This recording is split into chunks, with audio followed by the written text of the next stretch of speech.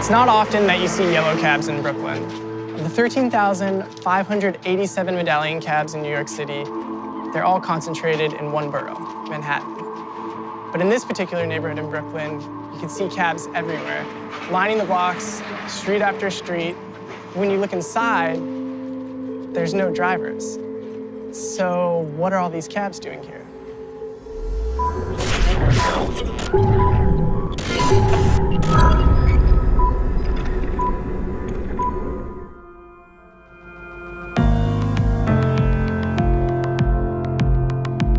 The yellow cab is an icon of New York City. In 1937, the Haas Act was introduced, creating what's known as the medallion system, which regulates pricing and limits the number of taxis allowed on New York City streets. These medallions are licensed by the Taxi and Limousine Commission, or TLC. No yellow cab can drive without one. Because only a finite number of taxi medallions exist, historically their price has steadily increased over time, peaking at over $1 million in 2013. But that price has since plummeted due to the growing popularity of ride-hailing apps like Uber. The number of Ubers has now surpassed yellow cabs in New York City. This has left many yellow cab dispatchers in an unprecedented predicament, having a surplus of medallion taxis, but not enough drivers to drive them.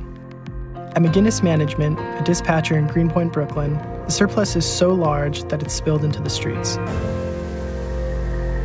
We met up with Mel Plout, a former yellow cab driver who took us through what neighbors have begun to refer to as a taxi graveyard. So they have all this overflow because they just don't have drivers coming to take them out. So they just park wherever they can find a spot, basically move it around. Yeah. Because there's one even right down this residential street right here at the gas station. Yeah, they're all over the place. I mean, think about like 2 years ago on a Friday afternoon, people were like clawing each other's eyes out for a yellow cab. You know, like on the streets of New York, you're like, get out of my way, it's my cab, right? That's like the biggest rush hour of the week. Yeah. And now, nobody wants these cabs. This is the new normal.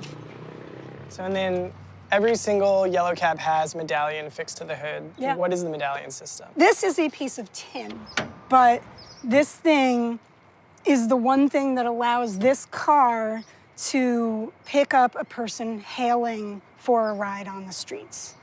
And Uber isn't beholden to having to have a finite number of cabs, so they've kind of opened up the pool. Oh yeah, I mean, it's the same, they're doing the exact same thing that gypsies did in the 60s, right? So Uber, Lyft, whoever else are coming in and undercutting the taxi rates and each other's rates, also to compete for passengers. Cabs now can't compete with that. That's the other reason they're sitting here today, right? Because the city says this is what you charge, no more, no less. And I think Uber's biggest advantage is the scheduling flexibility, which they brag about all the time. It's the hugest piece. It's like, you can show up whenever you want. You can drive just during rush hour when there's lots of business. Nobody took them as seriously as they take them now. Drivers are switching to Uber in droves, but for some, yellow cabs are still the preferred option. I have to work a little more hard than before because of high competition. Competition with application-based taxi service like Uber, I can name it, few other companies, Lyft, but I'm not against them. We all have the right to drive. 3 years ago when I was driving, I would go on a Friday night and I would make like $300-400 for myself. So that's total 5-something. With the lease, I would give the garage, and that was good. I would only go to work like 2 days, make like $1,000 in college is like so much money. But now if I go, the max I can probably make is $200. So now like my profit decreased by $300, so I don't make as much money now. So yeah, Uber has a big impact on yellow cab. Is a yellow cab going to be able to survive when people are just using Uber to hail cars? You know, my hope is that that street hail doesn't die because it's a New York tradition. You know, you don't have to have your phone with you.